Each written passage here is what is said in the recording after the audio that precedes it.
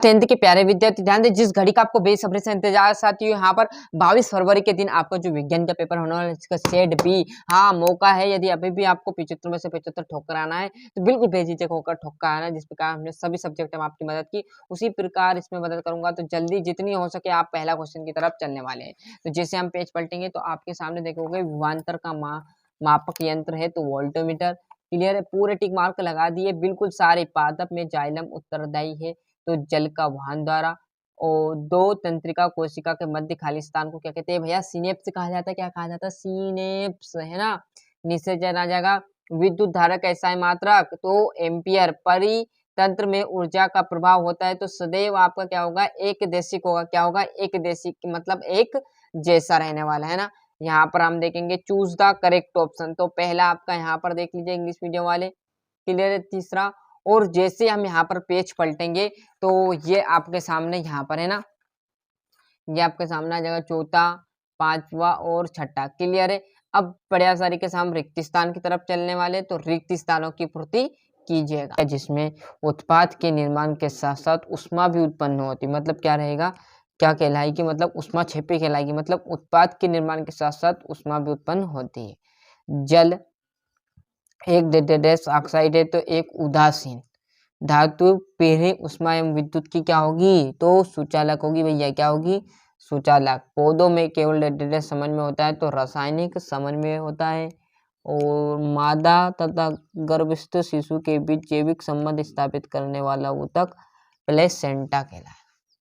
यहाँ पर देख लीजिए। और मेंटल में आपका वंशानुगति के नियमों का प्रतिपादन किया गया था। पूरा यहाँ पर देखेंगे तो फिल इन द ब्लैंक्स रहने वाले हैं। जैसे यहाँ पर मैं पेज पलटूंगा तो आपके जो इंग्लिश मीडियम वाले उनकी सही जोड़ी आ जाएगी। पहले देखिएगा, थोड़ा सा जूम कर लेते हैं। क्या है, विद्युत की सुचालक आधातु ये होती है तो आपकी ग्रेफाइट। रक्त का थक्का बनना तो ये प्लेटलेट्स के कारण होता है। स्वपरागन मतलब देखोगे तो द्विपुष्प लिंग में होता है। और ये आपका चौथा लिंग निर्धारण। पांचवें में उत्तल दर्पण, मतलब आपका आ जाएगा पश्चिम दृष्टि दर्पण के रूप में। जरा दूरदर्शिता, मतलब जो कि आपका छठा द्विफोकसी लेंस है ना।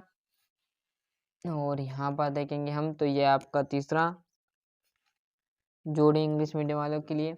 और एक वाक्य की बात करें तो जब किसी यौगिक से ऑक्सीजन संयुक्त होती है तब वहाँ अभिक्रिया क्या कहलाएगी, तो अपचयन कहलाएगी। क्लियर है, मतलब ऑक्सीकरण का योग होगा तो अपचय कहलाएगा, और ऑक्सीकरण का ह्रास होगा मतलब नुकसान होगा, है ना, हानि होगी तो अपचयन कहलाएगी।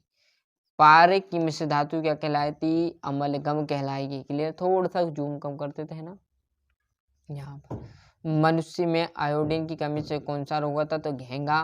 परागकोश में से पराग कणों का वर्तिकाग्र तक पहुंचना किस घटना के कारण होता है, तो परागन के कारण होता है। क्लियर है, यहाँ पर पूरा आंसर मैं आपको प्रोवाइड कराने वाला है। अंतरिक्ष यात्रियों का आकाश कैसा दिखाई देता है, मतलब जो अंतरिक्ष में क्या कर रहे हैं, अंतरिक्ष में यात्रा कर रहे हैं उनका आकाश काला दिखाई देगा, है ना। डॉक्टर आ जाएगा। क्लियर। और जैसे यहाँ पर हम पेज पलटेंगे तो ये आपके इंग्लिश मीडियम वाले क्या आ जाएंगे, थोड़ा सा जूम कम कर देते हैं ना। क्वालिटी लो हो तो जरूर बढ़ाएगा, जिससे कि आपको बहुत मदद देगा, है ना यहाँ पर। और सत्य असत्य, तो पहला मनुष्य में दोहरा परीक्षण होता है, तो भैया बिल्कुल होता है। क्लियर है, दूर दृष्टि दोष दूर करने के लिए उत्तल लेंस का उपयोग किया जाता है। सत्य असत्य आ जाएगा। घरेलू परिपथ में प्रवाहित धारा प्रत्यवर्त धारा ऐसी होती है, असत्य, है ना। और लिटमस एक प्राकृतिक अम्लीय क्षारीय सूचक है तो सत्य, और ये भी सत्य रहेगा। यहाँ पर देखेंगे तो ये आपका यहाँ पर पांचवा क्वेश्चन। और यहाँ पर देखेंगे छठे क्वेश्चन से 2-2 नंबर के, जो कि आपके सर ने जहाँ पर से कवर कराया, आपके प्रिंट नोट्स आपने बनाए होंगे तो वहाँ से आप इनको जरूर कंप्लीट कर लीजिएगा। तेल एवं वसा युक्त पदार्थों को नाइट्रोजन से प्रभावित क्यों किया जाता है। क्लियर है, धातुयुक्त सोना किन्हें कहते हैं। देखो सिंपल क्वेश्चन है, याद आपको करना पड़ेगा। बता हम दे रहे हैं उससे कुछ होना जाना नहीं। यदि आप अच्छे से मेहनत करोगे तो अच्छे से अंक ला पाओगे, है ना। एथेनोइक अम्ल और प्रोपेंटेन पाचक एंजाइम का क्या कार्य, पूरा सोल्यूशन है ना यहाँ पर। जैसे हम इस पेज पर आएंगे तो ये आपके आलेखिक जनन किसे कहते हैं, आनुवांशिक विभिन्नताएं किसे कहते हैं, 2m फोकस दूरी वाले अवतल लेंस की क्षमता, अवतल दर्पण की मुख्य फोकस की परिभाषा आपको देनी है, चालक प्रतिरोध को प्रभावित करने वाले कारकों का नाम और ओम का नियम, है ना। जैसे हम यहाँ पर इस पेज पर जाएंगे तो आपके सामने 14 के बाद आपका रहेगा फ्लेम का वाम हस्तम बाएं हाथ का नियम, अपवर्तनांक से आप क्या समझते हो, परिस्थितिकी क्या है, परिस्थितिकी तंत्र के प्रमुख घटक आपको समझाने हैं, है ना।